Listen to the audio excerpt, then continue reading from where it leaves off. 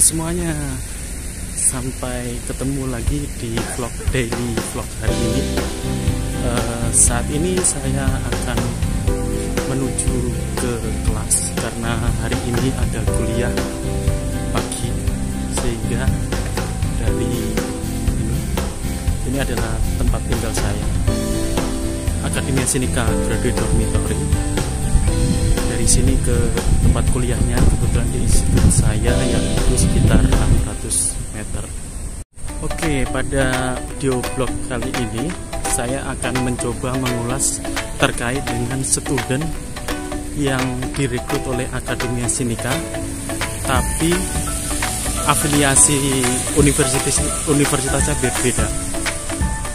Saya ambil contohnya adalah saya sendiri. Jadi untuk student seperti saya ini ada berbagai macam tipe ya. Jadi ada yang apply langsung ke universitasnya, kemudian mendapatkan advisor, main advisor sama co-advisornya langsung dari universitas. Namun itu jadi tidak ada perubahan. Jadi mulai dari tinggal, kuliah, nge-lab ada di universitas tersebut. Namun di Sinika ini berbeda. Ketika Anda memperoleh advisor, main advisornya dari Akademia Sinika, jadi universitasnya akan ditentukan oleh institut yang berafiliasi dengan Akademia Sinika tersebut. Seperti contohnya saya sendiri, ketika saya melamar apply ke NCU, salah satu kampus di Chongli sana, Taoyuan, sekitar 70-an kilometer dari Taipei, tiba-tiba saya diambil oleh profesor yang ada di Akademia Sinika. Jadi ketika saya datang ke sekolah atau ikut kuliah di sana, saya harus balik karena main base-nya saya harus tinggal di Taipei karena harus lab-nya di sini dan semua eksperimen saya harus di sini. Berbeda dengan teman yang seangkatan saya yang mendapatkan advisor sama lab-nya di kampus, jadi tetap tinggal di sana. Saya selingi, ini adalah pemandangan ketika dari antara tempat saya tinggal dan institut saya. Masih terpelihara asri dan nyaman. Itu Genomic Research Center. Ini sebelah sini ini adalah Institute of Biochemistry, dan sebelahnya yang di ujung sana adalah institut saya, Institute of Molecular Biology. Ini dia kondisinya, ada danau sebenarnya, tapi belum dibabat.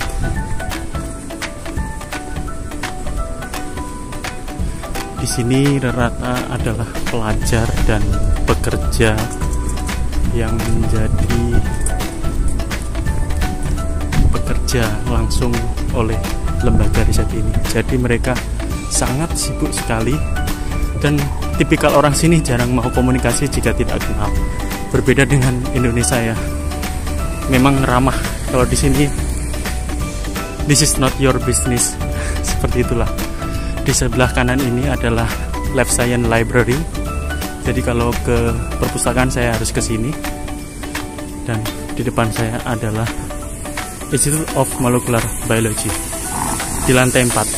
Seperti yang kemarin saya katakan, bahwa ketika masuk ke dalam kita tidak dibenarkan untuk mengambil video. Jadi akan saya matikan nanti ketika mau masuk ke dalam. Sebenarnya IMB sendiri itu, terutama di lab saya ya, hanya biosafety level 1 sih. Tapi karena ketatnya atau kontraknya memang kayak gitu, bagi siapapun tidak dibenarkan untuk mendokumentasikan. Jadi sampai lantai 1 nanti langsung saya matikan. Gitu dulu ya. Saya mau kuliah dulu bentar, dan kita lanjut nanti setelah saya selesai kuliah dan eksperimen kecil. Ini dia, ketat sekali masuknya.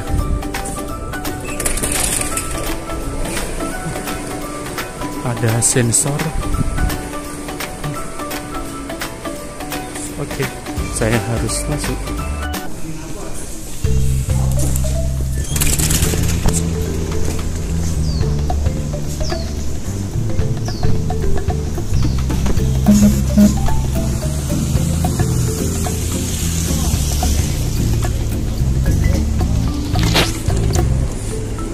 Oke, udah selesai untuk eksperimen tambahan atau kelanjutannya yang kemarin. Ini dia institut saya. Kalau siang kita bisa lebih jelas ngelihatnya. Banyak aktivitas yang keluar masuk barang, semuanya mungkin berhubungan dengan molecular biology. Oke, akan lanjut ke shuttle bus. Jadi saat ini saya harus menuju ke shuttle bus. Kenapa? Karena ya kayak gini kondisi yang harus saya lakoni. Jadi status saya adalah mahasiswa salah satu universitas, tapi memiliki lab di lembaga penelitian. Jadi labnya tidak tergabung dalam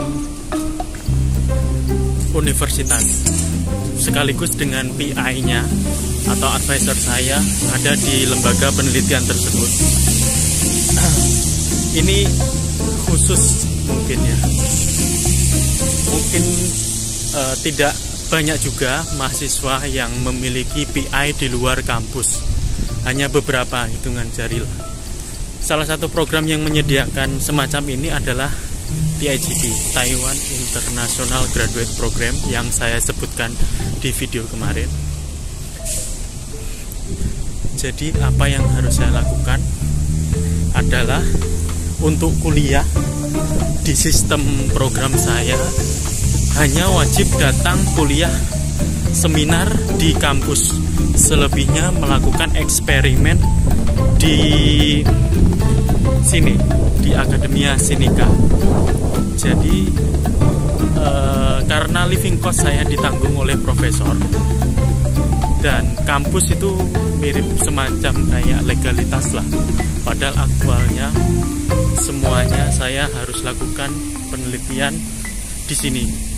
Dan di sini pun tersedia juga kuliah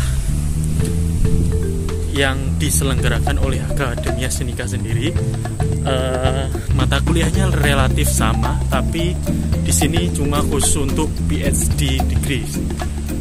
Berbeda di kampus yang diselenggarakan untuk master dan PhD student.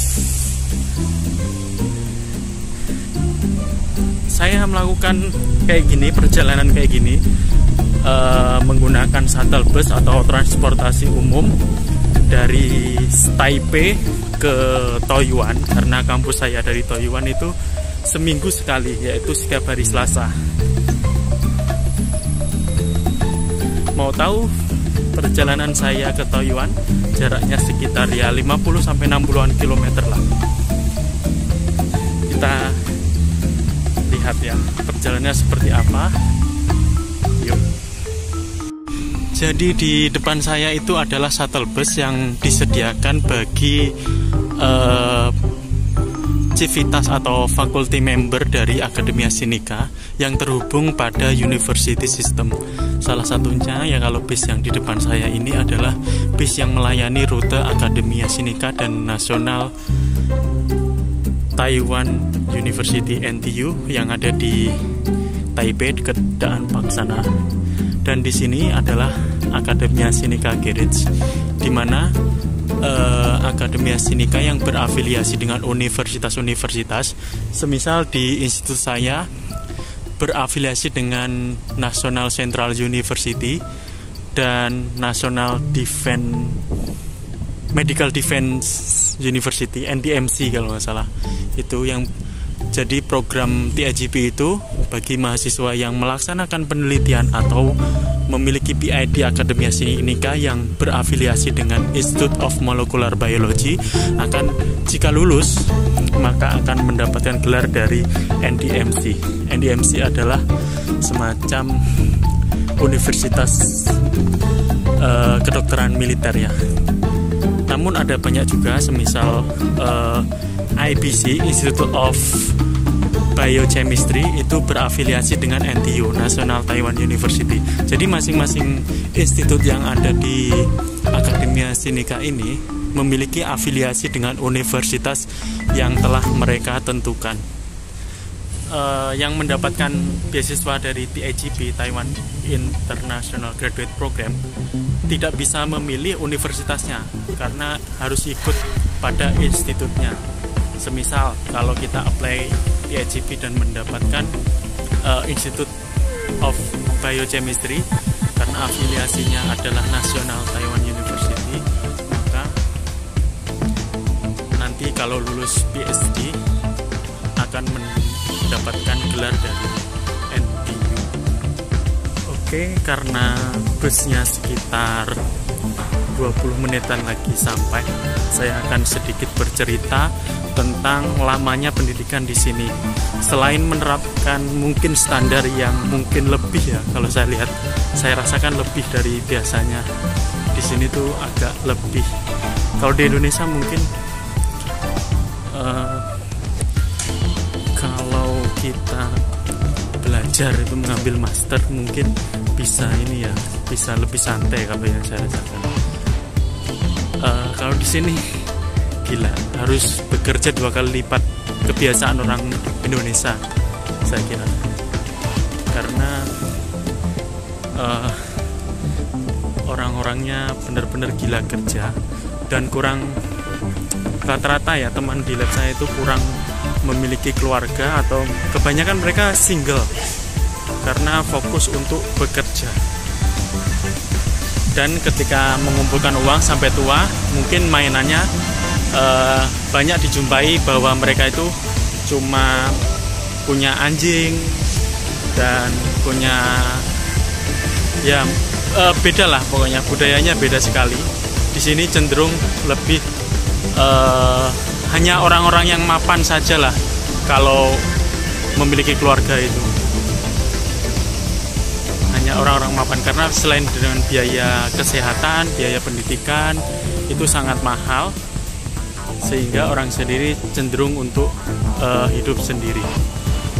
Nggak tahu terkait dengan kebahagiaannya mereka seperti apa, apakah itu memang menjadi budaya karena tidak ada kepastian untuk masa depan, jadi mereka cenderung lebih baik memelihara anjing, kucing dan sebagainya untuk menikmati hidupnya hingga di hari tuanya.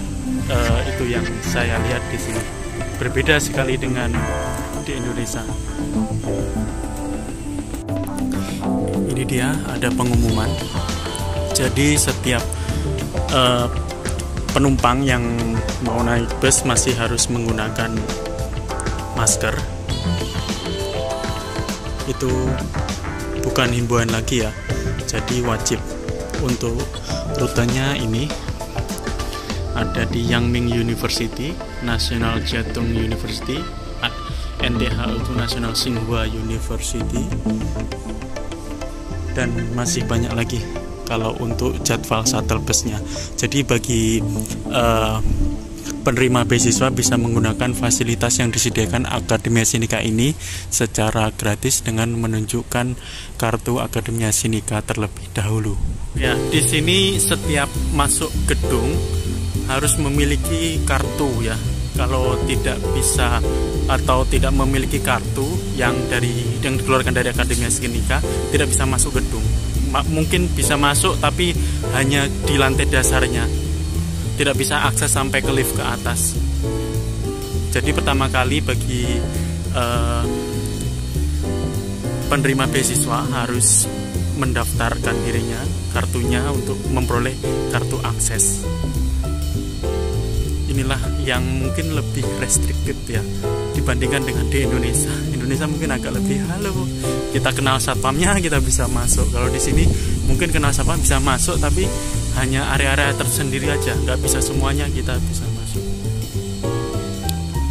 Kayaknya bisnya sudah datang, saya harus ngantri bisnya. Oke, saya akan coba masuk dulu ke bisnya. Itu dia, di depan adalah bis oranye, sudah datang. Jadi tinggal jalan sedikit. Rata-rata di sini sepi ya. Tidak seperti di Indonesia yang mungkin ramai. Tapi untuk bangunannya kuat-kuat. Beda dengan kualitas bangunan di Indonesia kayaknya. benar-benar kuat. Jadi bangunnya itu benar-benar tahan gempa. Pernah satu cerita ketika saya di lantai 6 ada gempa, saya sendiri yang lari. Teman-teman saya yang di lab yang udah lama tinggal di sini, is okay, cuma bilang gitu. Ini dia bis yang akan saya naiki menuju ke Taoyuan City, tepatnya di Zhongli District, di mana kampus saya berada.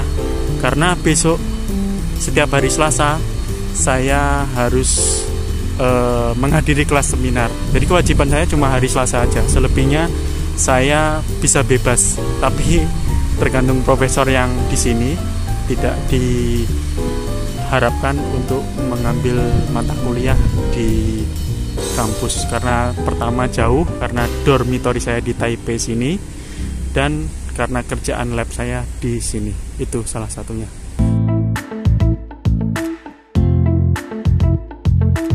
Oke, karena udah dibuka, saatnya masuk bis. Nanti kita ikuti part selanjutnya ya.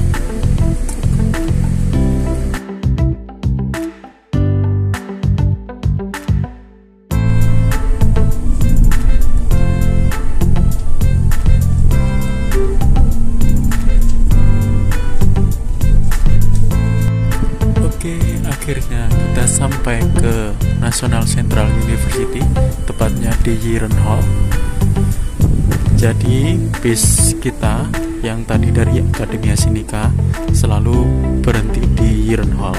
Kemudian untuk pemberangkatan adalah di gerbang utama yang ada tugu ikoniknya. Dadah.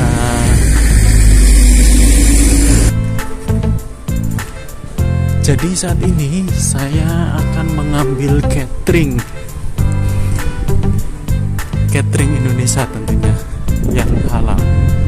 Di sini banyak mahasiswa dari Indonesia yang berbisnis catering, di mana banyak pangsa pasarnya di sini. Sekitar 300 atau 400-an mahasiswa yang ada di Indonesia berkuliah di sini.